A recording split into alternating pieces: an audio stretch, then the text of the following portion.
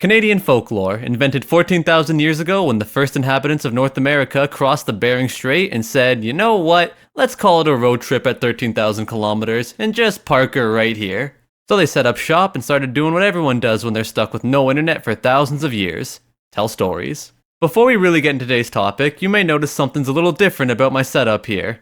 I figured since I just recently passed 100k subscribers, I should try to look a little more like I'm trying. So hey, a podium. You can now go ahead and add Jim Sterling to the list of YouTubers I'm shamelessly ripping off. Also, thanks to this podium, I'm no longer locked to just 4 poses. Who knows, maybe one day I'll even be animated. Don't count on that though. And isn't this new air of mystery the podium gives exciting? I mean, you have no idea what's going on behind this poorly drawn block of wood.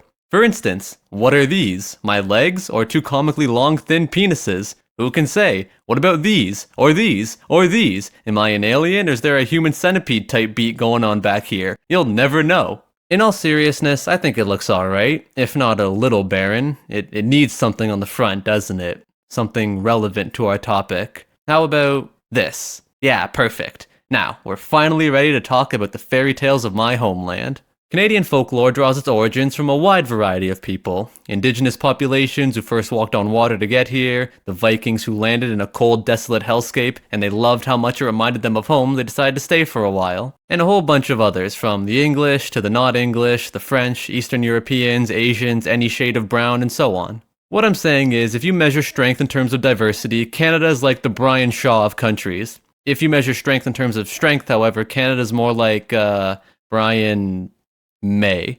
He can probably lift an average amount for his age. Whatever. My point is, with such wildly different people with their own unique cultural imaginations, when you put them in the same place, you get some unique results. Mystical lands that don't exist, people driven mad by their desires, things that fly but shouldn't, things that don't fly but should, and so on. Before we really get into it, there's one folklore legend that polices all other Canadian folklore. In Canada, the only time you are legally allowed to tell folklore stories is during the season of winter. Reason being, while Canadian winters can be quite unfriendly, the other seasons are usually very tolerable. So during those seasons, you're expected to be out and about doing things, rather than sitting on your ass telling whimsical tales.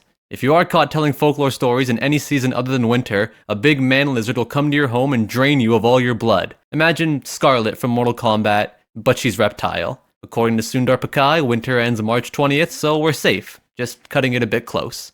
Now, finally, let's actually get started with the piece of Canadian folklore that is more widespread and more believed than any other.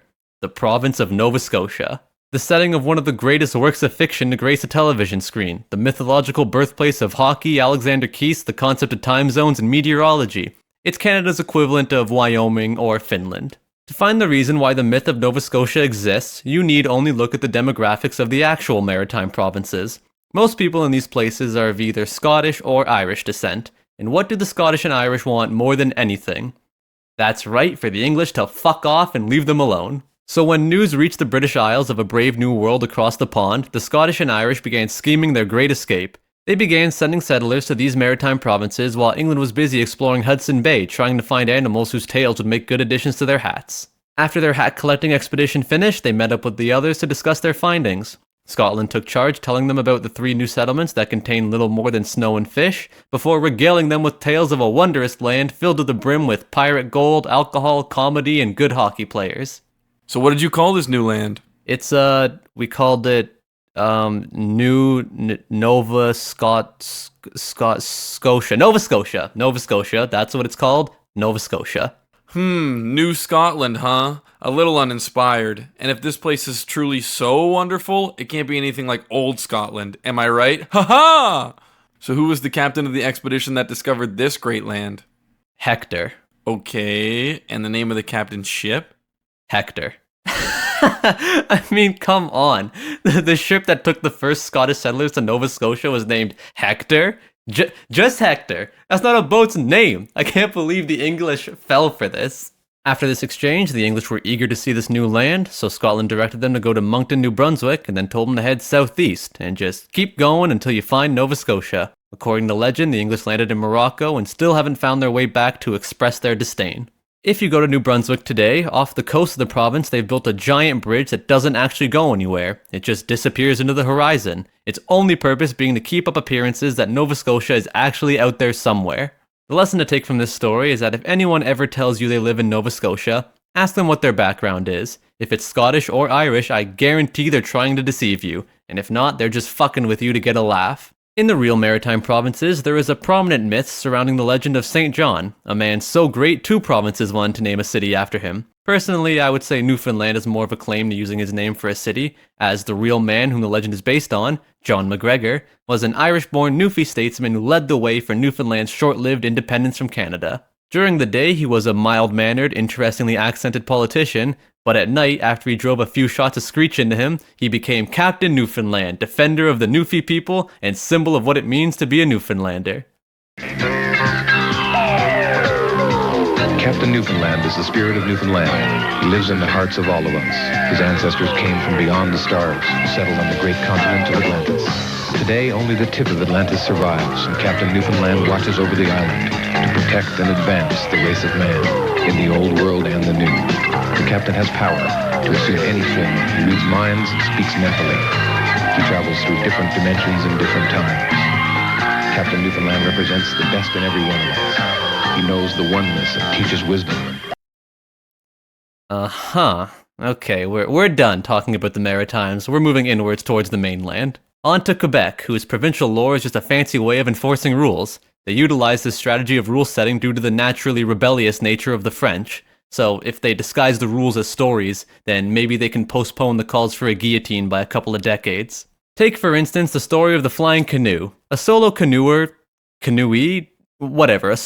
boy went canoeing instead of going to church, because obviously. I mean, I hate the concept of boating, but I really hate the concept of sitting in a room with some old dude talking to me for 5 hours, made even worse by the fact that he's speaking French, a language I don't have the ability or desire to understand. As punishment, God cursed him and his little boat to fly through the sky for all eternity. Now, I may be mistaken on this, but I'm pretty sure that's the concept for Lil Yachty's first album. Either way, this so-called punishment takes away the main problem I have with boating, so it sounds like a good deal to me. No church, and no potential perfect storm bullshit. That's a win-win. Quick side note, The Perfect Storm is a movie based on the Newfie folklore story of Captain Newfoundland using his powers to punish American fishermen who take fish from rightful Newfie waters.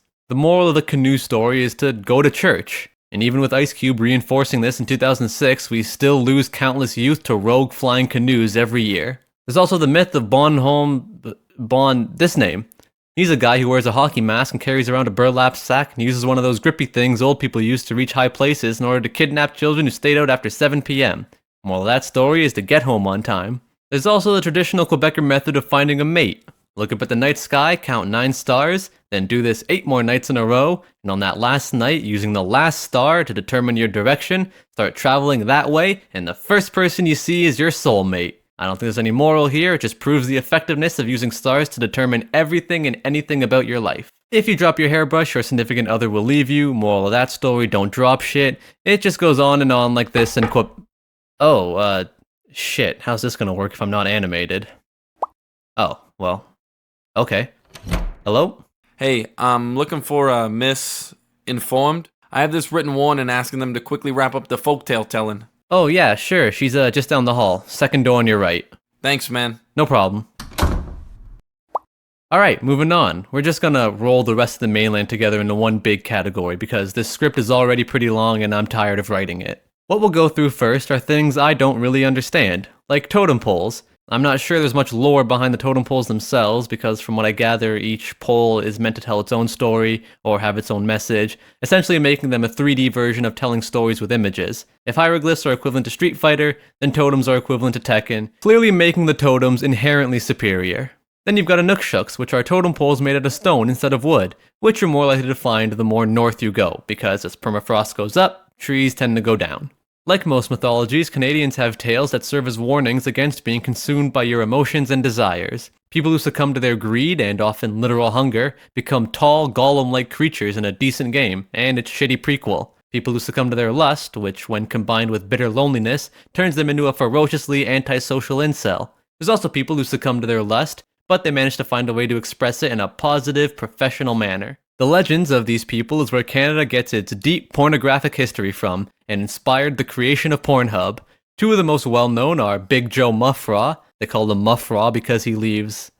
I don't even really need to finish that statement, do I? And Peter North. Otherwise known as the Savior of the North, because as legend has it, many decades ago, Ottawa was facing its first ever Green Christmas in history. Knowing how much such a thing would disappoint the people of his nation's capital, Peter North traveled all the way from his hometown of... Okay, yeah, sure, whatever. To deliver upon the landscape of Ottawa the white Christmas it deserves. Moving on, let's go through some other non-sex related mythological Canadians who were occasionally more sober than Captain Newfoundland. You've got Canada's two bigwiggers. Well, I'm not sure if that's accurate. One of them is white, the other's an Aboriginal person, so I guess he'd be a big Iga? Anyway, the first is Louis Cyr, who was renowned for being able to backlift an entire school bus, which was doubly impressive considering he managed to find a yellow school bus in the 1880s. Then you have the Sleeping Giant, a massive man whose gigantic coin collection was stolen by colonizers, and he was so distraught that he laid down in the Sibley Peninsula and let his despair slowly turn him to stone. A few decades ago, the British returned one of his coins, a giant nickel, which is currently on display in Sudbury. You've got the two progenitors of Canadian music, Celine Dion and Michael Bublé, both of which sound like they originate from Quebec, but only one of which actually does. Quick, without Googling, take your best guess. If you get it right, you'll win nothing of value. And then you've got two legendary runners, Tom Longboat and Terry Fox. Tom Longboat's story shows us that it is not societal upheaval or revolution that allows you to escape oppression and mistreatment. It's being able to run really fast and really far. Terry Fox's story shows us that no matter how fast or how far you go, you can't outrun cancer. To end this off, we'll talk about the Canadian version of the most exciting piece of any mythology, the Doomsday Prophecy. There are two prevailing doomsday myths found in Canadian lore. One is popular in the Maritimes, whereas the rest of Canada subscribes to a different theory. The Maritimes believe the end of days will come at the hands of the Great Seal invasion. Newfoundland got a small taste of what that might be like earlier this year, but it was nothing compared to the hell those seals from beyond the ice wall will rain down upon them. The rest of Canada, on the other hand, has foreseen a different prophecy, the so-called Day of the Rake, a rapture-like event where every leaf is swept away in one fell swoop.